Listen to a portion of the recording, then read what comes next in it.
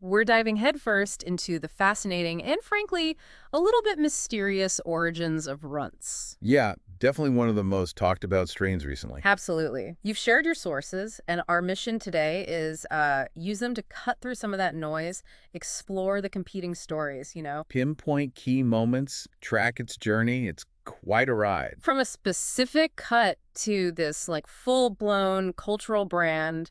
And, yeah, the sources mentioned right away, it's a bit clouded. It is. That's part of its appeal, maybe. The origin story isn't simple.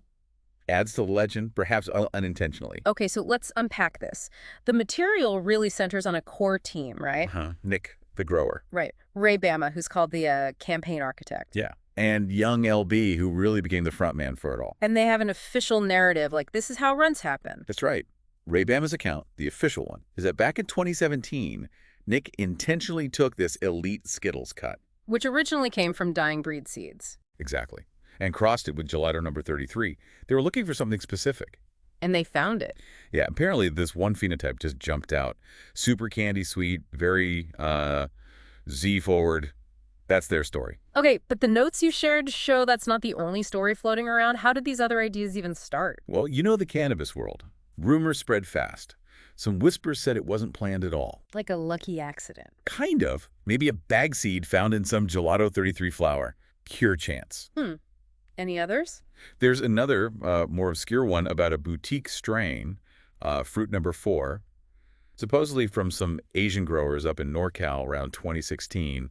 Something Runtz might somehow connect to that. So, team's version versus these other kind of underground tales. But whatever the path, they found something special. A unicorn, the sources call it. Definitely seen that way. So where did people first get a taste of this unicorn? The big launch, according to the notes, was the 2017 Emerald Cup, Santa Rosa. And it went well. Yeah. Understatement.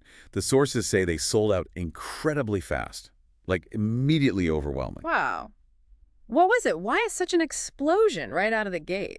It just hit different, a combo of things. Those super loud candy terps from the Skittles. Right. But paired with that smooth, creamy gelato thing on the back end. Plus, it looked crazy. Neon colors, great structure. Bag appeal matching the smell. Exactly. People felt like they were getting something genuinely new. And that instant fame just fueled the origin debate, right? This bagseed controversy. Totally. Team says planned breeding. Online buzz hints at lucky find. Why did that specific debate matter so much? It taps into that whole, underground legend thing. Yeah. Was it skill or just sheer luck? The ultimate stoner fantasy find. Makes sense. Bama's been firm. Planned project. But the confusion itself probably added to the mystique, fueled the hype early on, made people curious. I do remember some skepticism, though. People saying, it's just gelato with better PR. Fair point or no? The sources kind of push back on that. They say, yeah, gelato's apparent, but Runtz had a really distinct Skittles smell, setting it apart. And the smoke. Often softer, smoother than straight gelato. And look, getting named Leafly Strain of the Year in 2020, that suggests people saw it as its own thing, not just marketing. Substance behind the hype. Seems so. The market definitely recognized something unique. Which led to huge demand and, sadly, a massive wave of fakes. The sources say by 2019, Runtz was the most bootlegged strain in America. Oh, absolutely. Fake bags everywhere, fake carts, people just slapping the name on anything.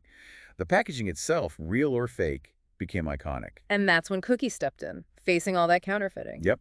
They trademarked Runtz under their creative consulting and promotions imprint. What's the significance of a big player like Cookies getting involved? It just shows how massive Runtz had become. Trademarking was an attempt, to get some control over that chaos, protect the brand. IP is tricky in cannabis. And getting your hands on the real stuff was tough initially, right? Kept under wraps. Standard playbook for elite genetics. Keep it exclusive. No cuts, no seeds. Supposedly. Supposedly. Yeah, because keeping a total lockdown, nearly impossible. By 2020, the notes confirm S1 seeds, Runtz crosses, clones. Stuff started leaking out. Became more available, though maybe not always legit.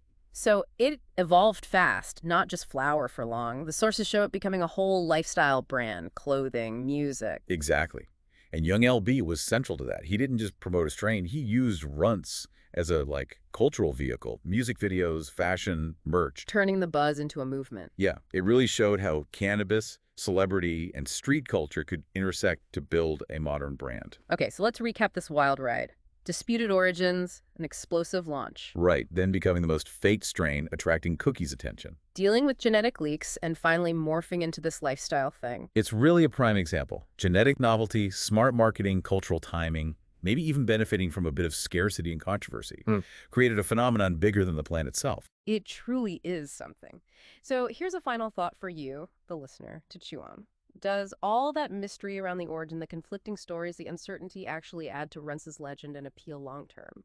Or does not having one clear truth ultimately take away from its legacy? Something to think about.